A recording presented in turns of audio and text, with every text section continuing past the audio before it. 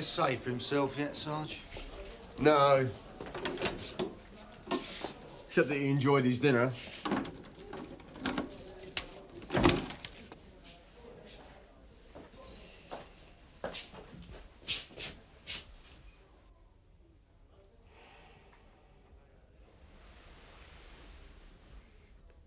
OK, Bernard.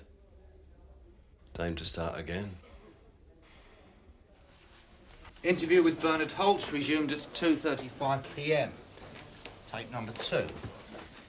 Interviewing officers, Detective Constable James Carver. Detective Constable Alan Woods. I'd like to remind you, you're still under caution. Do you understand that? Yep. Good.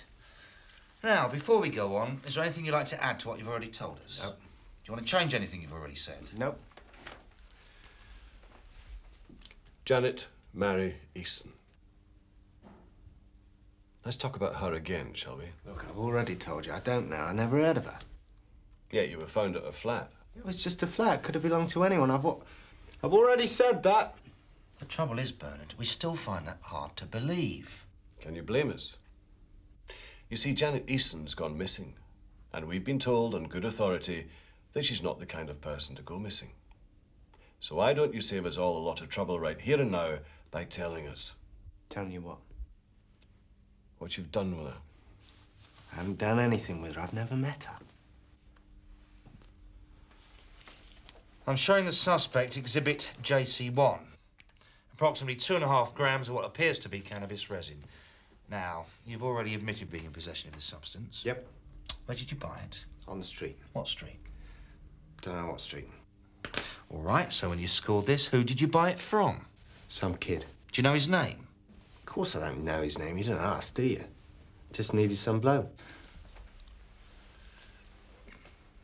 When you said you needed some blow, what exactly does that mean? Nothing. Are you trying to tell us that you're dependent on drugs?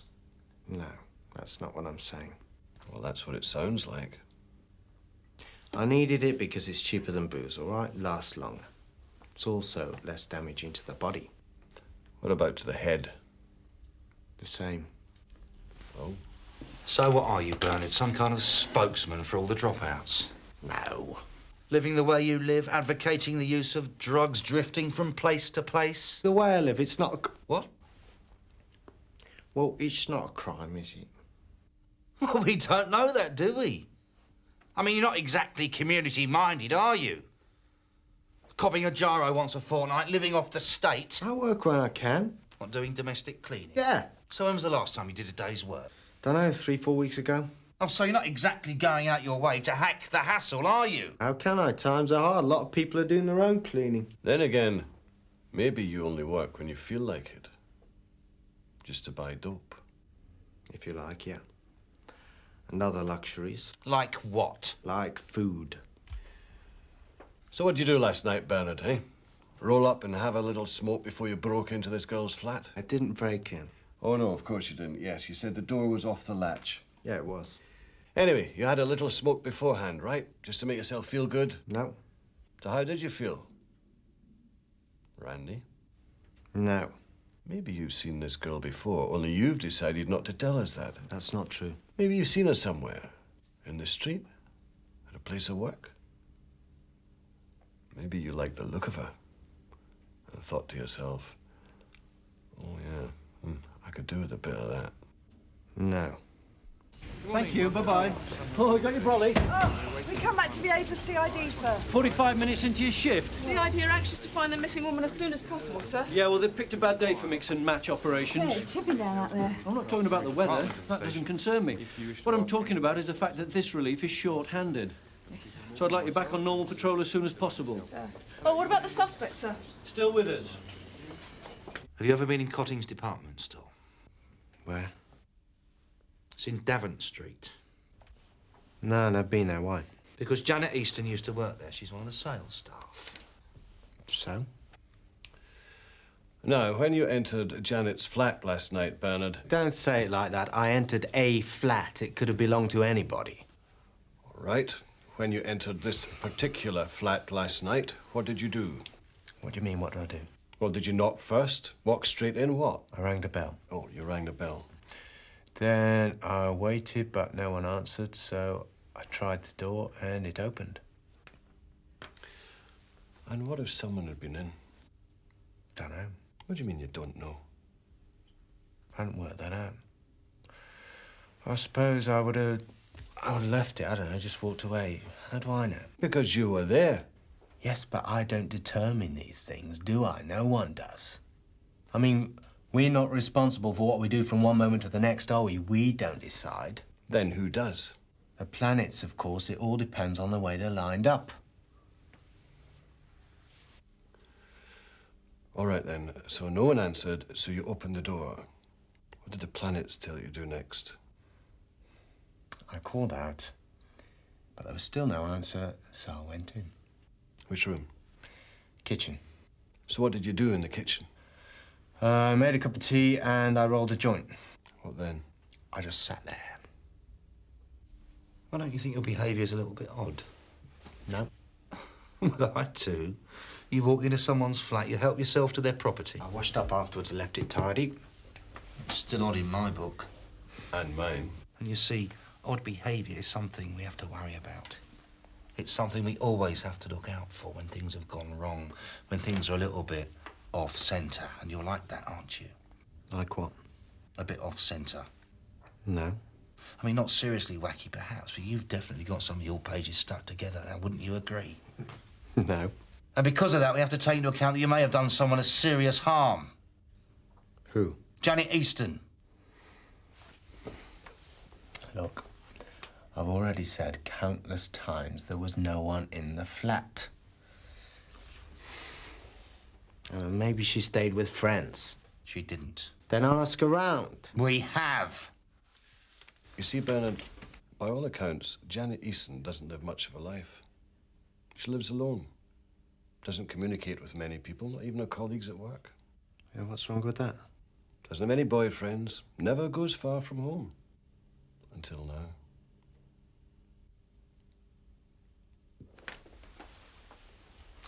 You know what my guess is, Bernard? No, what? Well, assuming that you did enter the flat when you said you did, my guess is that she came home and found you there. Well, you guessed wrong. Then what happened? Did she surprise you? Scare you? Cause you to panic? No, I never panic. No? No, it's not my nature. Anyway, I wanted somewhere to sit down, that's all. Somewhere warm, just for a while. How long do you call a while? God, I don't know. I don't believe in thinking about time. It means nothing to me. But it does to us. All right, you're conditioned, I'm not. How long do you reckon you were in that flat? How do I know? Did you fall asleep while you were in there? No. You sat? Yep. For how long? Look, I don't know, half an hour, a couple of hours. I just don't know. It's of no concern to me. Well, let me tell you, Bernard. Going by what you told us on our own calculations, you were sat in the chair in the kitchen of that flat for something like 16 hours. Now, does that make sense to you? Because it doesn't make sense to me. This is DC Carver leaving the room at 2:49 p.m. Interview suspended.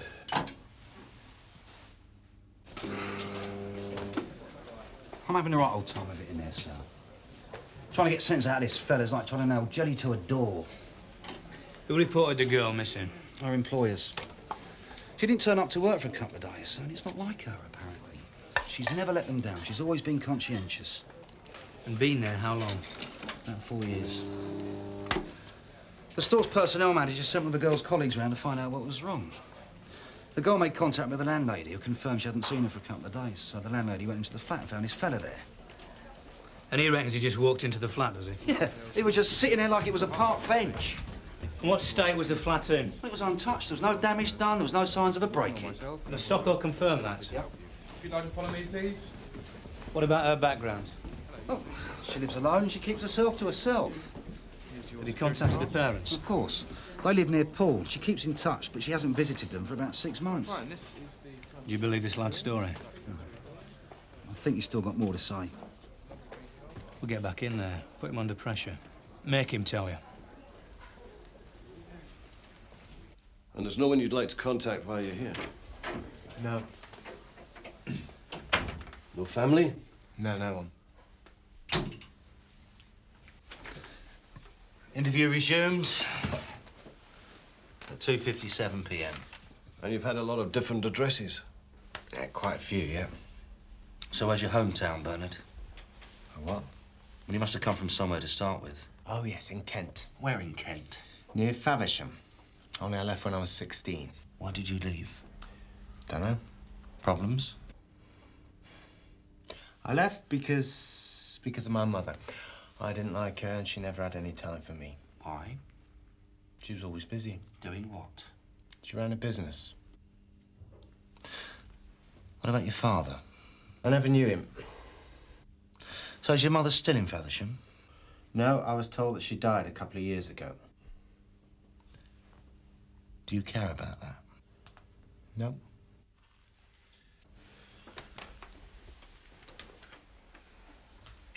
Sounds like she caused you a bit of damage, Bernard. Who? Your mother. No, not really. We make our own lives. Seems like you had to. How does that make you feel about women in general? What do you mean? Well, do you get on with them? Yeah, of course I get on with him. You got a steady girlfriend at the moment? No, Why is that? because I move around a lot. Anyway, I don't believe in full-time relationships. Why? Because people let you down. By people, do you mean women? Yeah, if you like. And when you say they let you down, do you mean they won't cooperate with you? No, that's not what I'm saying. Because you'd prefer them to do something special for you, is that it? Play some tricks, you know? Jump through a few hoops. Is that how you like it? No. Is that what Janet Easton wouldn't do for you? Of course not. She's not the type. Who's not the type? This girl. How do you know that? Because you've told me. Look, I haven't hurt anyone. I just bought some dope and I walked into her house, that's all. Out of the rain. But now you keep on asking me questions about someone over and over again. Someone I've never even seen. I mean, I don't even know what she looks like. This is what she looks like. I'm showing the suspect a photograph of Janet Easton. That's her.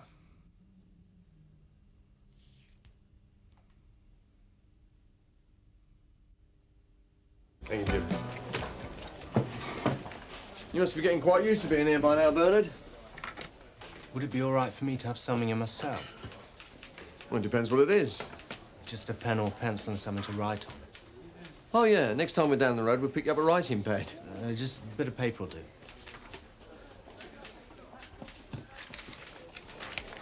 How's that, all right? Yeah, fine. Pen?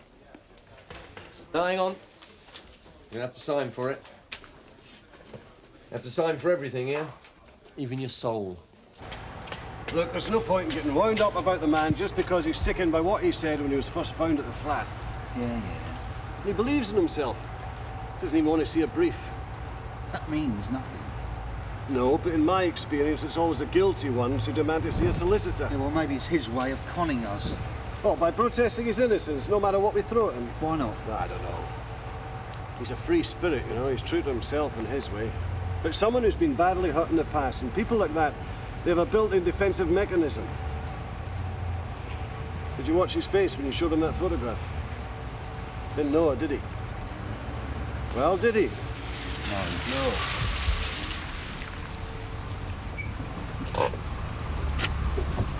Tosh? Yeah. What you got? Look, A little bit more than we had this morning. This Janet Easton, it appears it's not the first time she's disappeared from home without telling anyone. You mean she stayed away from home before? Yeah, once. Her landlady, Mrs. Muir, she just happened to remember that she'd gone away for about 3 days. When? A couple of months back, bank holiday weekend. She thought it was strange she never said anything because they'd become sort of friends. Friends? Well, she felt sorry for her, being on her own all the time. So she went out of her way to be pally. And she never told Mrs. Muir where she went that weekend? Nope. well, she didn't stay with her parents. I ain't seen her for 6 months. Any idea how long she's lived at that address? About 4 years, I think. Ever since she started working for Cottings. And she's always been alone? Yes, apparently. The landlady said she struck up 1 or 2 acquaintances.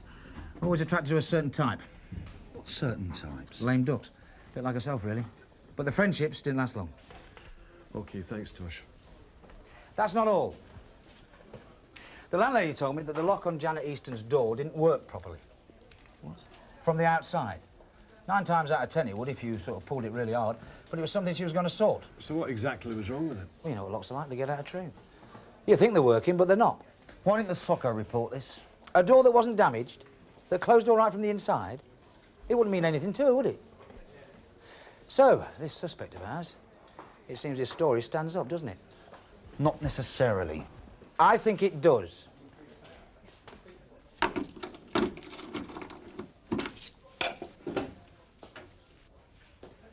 Brought you some tea. Oh, thanks. Writing your life story? No, just a letter. Oh. Hey, you don't have tape recorders in here, then? In here, no.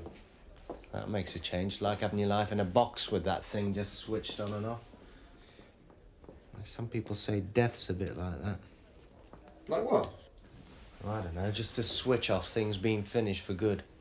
You see it that way? Suppose we all go somewhere afterwards. Bit of a waste if we didn't. Do you mind if I have a look at that?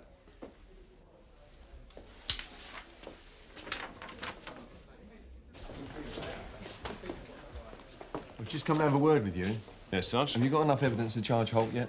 For the drugs, yes. But nothing to connect him with the disappearance of the girl? Nope. I thought so. But I think you're going to have another word with him.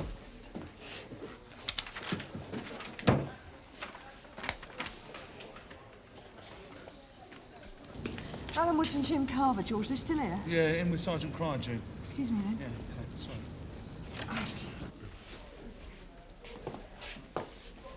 Excuse me, Sarge, can we have a word? Yeah, sure.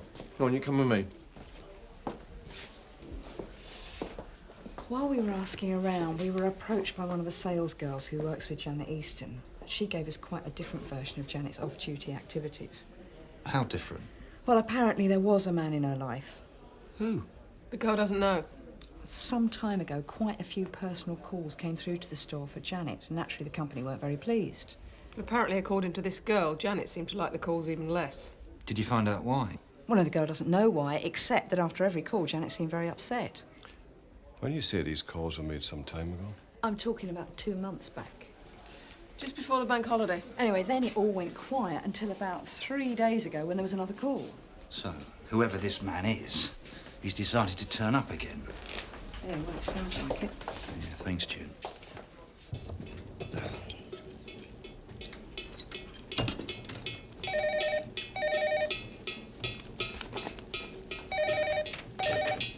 Hello, CID. Where? Think you better take this, girl? Meadows. You've told us you've never visited Cotting's department store, is that correct? Yes. Have you ever had any reason to make telephone calls to the store? No. Now, I'm going to ask you this question again. This time, I expect an answer. Do you know Janet Easton? God, why can't they just leave us alone? Leave who alone? People like us. What do you mean you and Janet? I mean, what do we do? If we go through life making a lot of fuss and a lot of noise, then they want to know why. And if we want to live quietly, mind our own business, then they still give us a bad time. You just can't win. Anyway, it's her life. If she wants to live quietly and not bother with too many people, then fair enough. She's better off that way. You told her that yourself, have you? She doesn't need me to tell her that. She knows. See, she's different. She understands. Understands?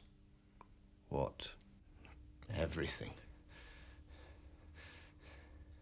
She's a good person. She'd never let you down.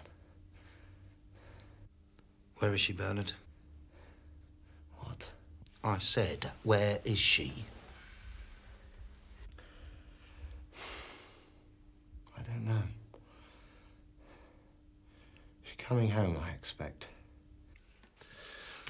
I'm showing the suspect one handwritten note. Did you write this? Yes.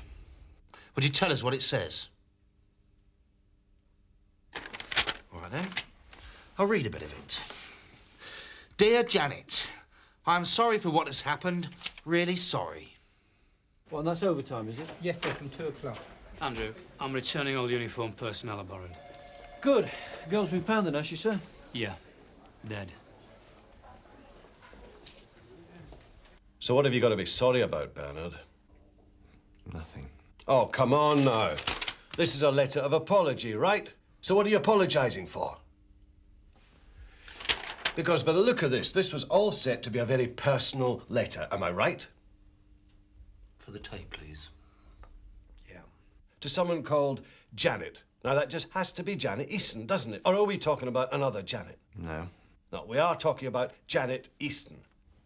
For the tape? Yes. A girl who, up until now, you said you didn't know. In other words, you do know her, Bernard.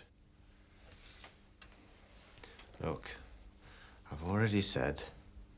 Now, why don't you just leave us alone? Because we're not prepared to leave you alone, Bernard. Not until we get the truth out of you. Do you understand that? So you can forget about the planets for once, eh? Because this is the real world, in here, in this room. So tell us now. Janet Easton, have you harmed her? Jim, Alan, can I have a word? Interview halted at 3:46 p.m. Yes, sir. I've just been talking to Amip. 2 hours ago, a man walked into Tuck Street Police Station and admitted to having murdered Janet Easton. What? Are they sure about this, Gov? Absolutely. His name's Nash. He's a haberdashery salesman. He got to know the girl through working at the store. Apparently, he's a bit of a loser, a married loser. His home life and job are all blown out. A lame duck? If you like. And it seems that Janet Easton was his idea of happiness, or escape. But she didn't want to know when she found out he was married. What about this joker in there? Well, there's always at least one in the pack, isn't there?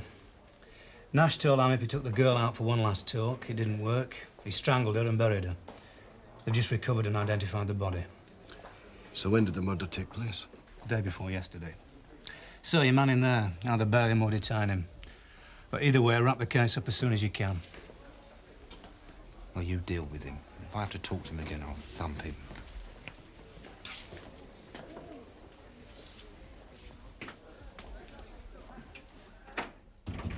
Have they found her? Yes. Oh, yes. There you go. This letter. What were you really apologising for, Bernard? Well, for going into her place, messing up her life. How have you messed up her life? Well, all this, all the trouble it's caused. You don't really know her, do you? I didn't till I came in here, no, but I do now. I know her well, too well. And you lot are to blame for that. Come on, Bernard. Do you think after all this, do you think that she wants to see me? You know something, Bernard? You're lucky. You're in the best place. Oh, yeah, where's that? In a world of your own. Ah.